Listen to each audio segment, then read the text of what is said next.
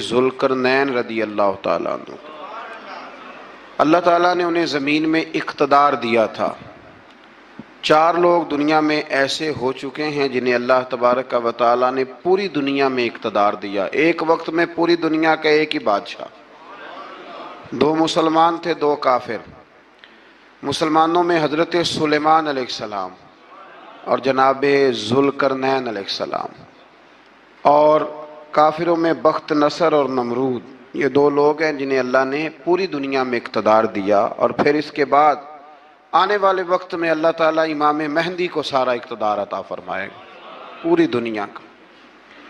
حضرت ذوالقرنین کے بارے میں 2 روایات ہیں، ایک تو یہ ہے کہ وہ نبی تھے اور ایک یہ ہے کہ نہیں وہ ولی تھے، لیکن مجھے حضرت مولا علی شیر خدا رضی اللہ تعالیٰ عنہ کا قول ملا ہے جس میں آپ نے فرمایا کہ نہیں وہ نبی نہیں تھے، تو اس لیے میرا نظریہ یہی ہے کہ وہ اللہ کے ایک نیک بندے تھے۔ اللہ نے انہیں پوری زمین میں اقتدار دیا۔ وہ ایک مہم پہ نکلے، ان کا ارادہ بنا کہ میں ذرا دنیا کا چکر لگاؤں، تو انہوں نے سفر شروع کیا کہ میں دیکھوں ذرا سورج غروب کہاں ہوتا ہے۔ تو فرماتے میں پہنچا، بڑا گیا، لیکن میں اس مقام تک پہنچ گیا جہاں سورج غروب ہوتا ہے، تو پھر میں نے دیکھا کہ ایک سیاہ کنواں ہے جس کے اندر جا کے وہ چھپ گیا ہے، لیکن رب کریم کی اس حقیقت تک میں پہنچ سکا نہیں۔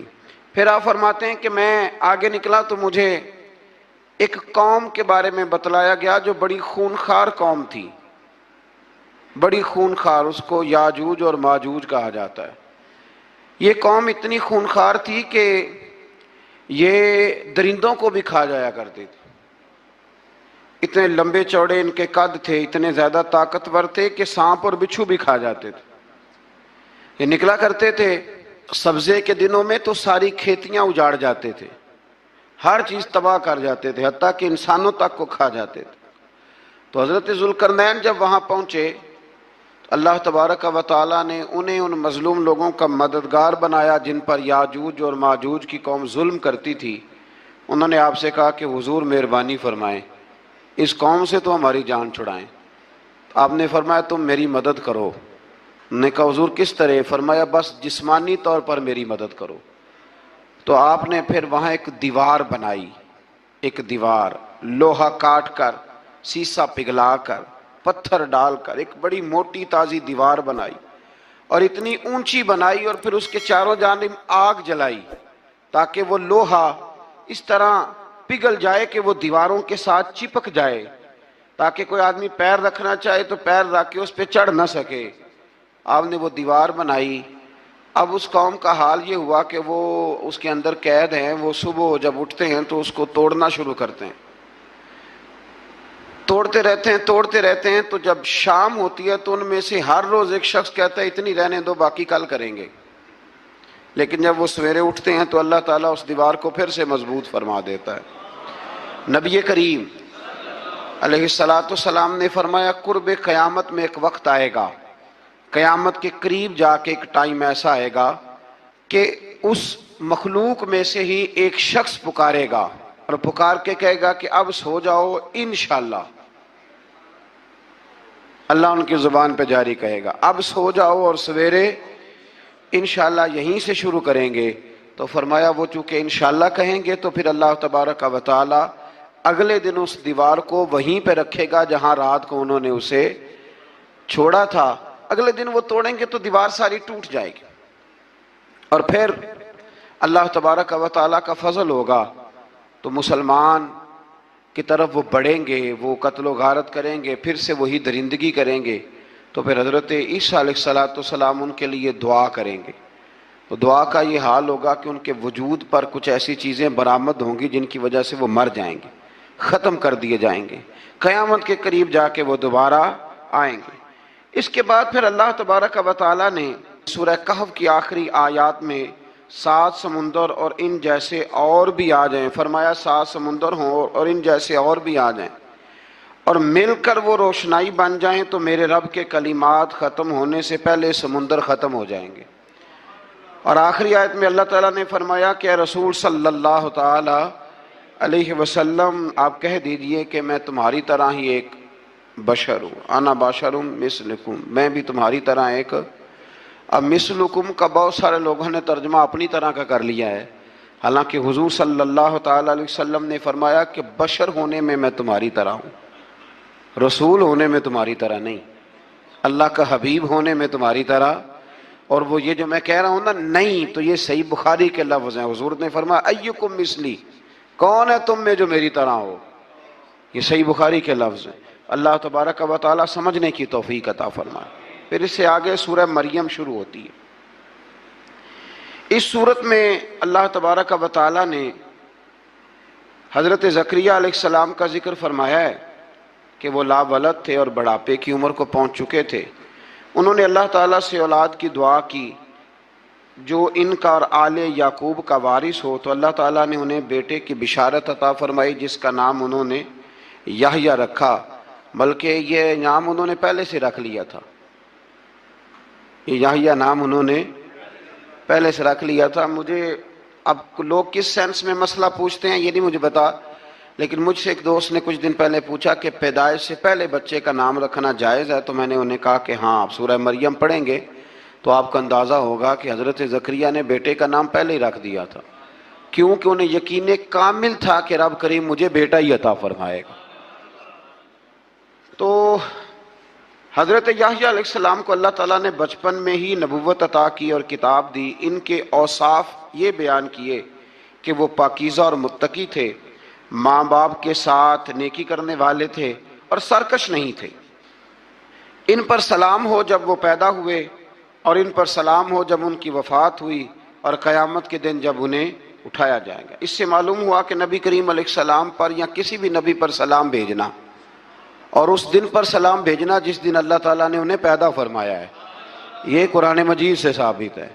یعنی آپ یہ کہہ سکتے ہیں کہ جس سہانی گھڑی چمکا طیبہ کا چاند، اس دل افروز ساعت پہ، دل افروز ساعت پہ اللہ، تو یہ عین قرآن مجید ہے کہ جس دن وہ پیدا ہوئے اس دن ان پر سلام۔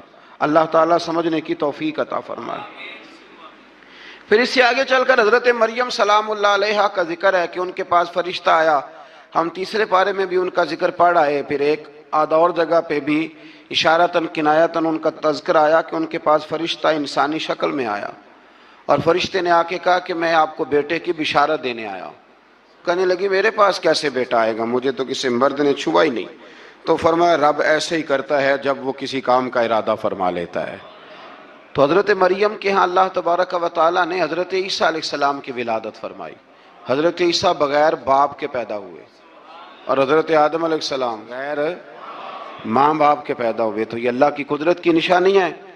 اب حضرت عیسیٰ علیہ السلام کی جب ولادت ہوئی تو یہ آپ کا معجزہ اور حضرت مریم کی کرامت سامنے آئی کہ آپ ایک خشک کھجور کے نیچے بیٹھی تو اللہ تعالیٰ نے اسے سرسبز و شاداب کر دیا، اور آپ اس کو ہلاتی تھی تو وہ کھجوریں گرتی تھی۔ بڑی پریشان تھی آپ کے قوم کے سامنے کیا منہ لے کے جاؤں گی، لوگ کیا کہیں گے۔ لوگوں کے لیے الزام لگانا، پروپیگنڈا کرنا بڑا ہی آسان کام ہے۔ دو ہی تو کام دنیا میں آسان ہے، ایک بدگمانی کرنا اور ایک غیبت کرنا، اور اتنا مزیدار کام ہے کہ آپ ساری دیہڑی کرائیں، کوئی بندہ تھکنے کو تیار معاذ اللہ ثم معاذ اللہ سارا دن، اور اگر آپ کہیں کہ اللہ کا ذکر کرو، تسبیح لے لو، صرف 500 دفعہ درود شریف پڑھ لو، تو پھر کیا بنے گا، کام یاد آ جائے گا، بہت سارے لوگوں نکل لیں گے۔ کبھی کبھی کچھ چیزیں بڑی یاد رہ جاتی ہیں۔ ایک شاعر نے ایک شعر کہا تھا، میری تھوڑی سی شعری ذوق ہے تو مجھے دلچسپی ہے، رہ جاتی ہیں کچھ باتیں ذہن میں۔ ایک دفعہ ہمارے ایک دوست کے بارے میں کچھ پراپیگنڈا ہونے لگا، تو میں نے انہیں ایک شعر لکھ کے بھیجا، مجھے یاد تھا، میں نے ایک شعر لکھا۔ کسی شاعر نے کہا تھا کہ مخلوق تو فنکار ہے اس درجہ کے پل بھر میں، سنگے در کعبہ سے بھی اصنام تراشے۔ کعبے کے اندر سے مٹی لے کے لوگ بت بنا لیتے ہیں اور اللہ کا شریک بناتے ہیں۔ تو کہنے لگا شاعر کہ مخلوق تو فنکار ہے اس درجہ کے پل بھر میں، سنگے در کعبہ سے بھی اصنام تراشے۔ تم کون ہو، کیا چیز ہے داغ کبابی، لوگوں نے تو مریم پہ بھی الزام تراشے۔ لوگ تو منٹ لگاتے ہیں، وہ جو رہی مسجد میں، پلی مسجد میں، لوگوں نے الزام لگانے کا وقت آیا تو الزام لگا دیا، سیدہ عائشہ صدیقہ پہ لگا دیا۔ صدیق کی بیٹی اور صدیقہ. آپ سوچ سکتے ہیں کہ لوگ کہاں تک جاتے ہیں اور باتیں کہاں تک پہنچتی ہیں. تو یہ میرے رب کریم کا فضل اور کرم ہے کہ جناب مریم کی برات کا اعلان بھی قرآن نے کیا اور حضرت عائشہ صدیقہ کی برات کا اعلان بھی قرآن پاک نے فرمایا. یہ بھی قرآن مجید نے فرمایا ہے. اور کل پرسوں بھی بات ہو رہی تھی حضرت یوسف علیہ السلام کی. تو الزام تو لگتے رہتے ہیں. تو میں نے اس دن بھی سوال کیا تھا, پھر دہراتا ہوں کہ غلطی کیا تھی حضرت یوسف کی. کبھی کنواں اندھیرا, کبھی بھائیوں کے تھپڑ, کبھی مصر کا بازار. اور ذرا سوچو تو صحیح, جب بولیاں لگتی ہیں انسان کی تو کیا حال ہوتا ہے. اور پھر ذرا یہ بھی تو دیکھو نا کہ جب زلیخا نے الزام لگایا تو پھر کیا حال ہے. اور پھر 12 سال کی جیل پر رب فرماتے ہیں شانیں میں نے یوسف کو ہی عطا فرمائی ہیں. تو حضرت مریم سلام اللہ علیہا جب وہ بیٹا لے کے گئی ان کے پاس تو انہوں نے کہا یہ کہاں سے آ گیا. تو آپ فرمانے لگی میں نے تو چپ کر روزہ رکھا ہوا ہے, اسی سے پوچھ لو یہ کہاں سے آیا ہے, یہی بتائے گا. پنگوڑے میں تھے حضرت عیسیٰ علیہ السلام, پنگوڑے میں. تو قرآن مجید کہتا ہے کہنے لگے قال انی عبد اللہ. حضرت عیسیٰ بولے اور بول کے کہنے لگے میں اللہ کا بندہ ہوں. اور آتانی الکتاب, خالی نہیں آیا, کتاب ساتھ لے کے آیا ہوں. وجعلنی نبیا, اور اس نے مجھے نبی بنا کے بھیجا ہے. تو حضرت عیسیٰ علیہ السلام پنگوڑے میں ہیں تو کلام فرما رہے ہیں, اپنے نبی ہونے کا اعلان فرما رہے ہیں. اب اس بندے کے قریب جا کے اس سے سوال کرنے کو دل نہیں کرتا جو نبی پاک کے بارے میں کہتا ہے 40 سال کے بعد نبی بنے. یہاں پنگوڑے میں حضرت عیسیٰ کلام کریں پنگوڑے میں, اور وہ پنگوڑے میں کہے میں نبی ہوں, اور تو اپنے رسول کے بارے میں یہ کہے کہ بکریاں چرا رہے تھے تو معاذ اللہ انہیں پتہ ہی نہیں تھا کہ میں نبی بن جاؤں گا. ایسی کوئی بات نہیں. اعلیٰ حضرت فرماتے ہیں اللہ اللہ وہ بچپنے کی پھبن, یعنی بچپن میں بھی رنگ ڈھنگ نرالے تھے میرے رسول کی. اللہ اللہ وہ بچپنے کی پھبن, اس خدا بھاتی صورت پہ لاکھوں سلام, اس خدا بھاتی صورت پہ. اور مرحوم اعظم چشتی نے بھی ایک جملہ بڑا خوبصورت کہا, اس نے کہا تیری حیات پاک کا ہر لمحہ پیغمبر لگے, تیری حیات پاک کا ہر لمحہ پیغمبر لگے.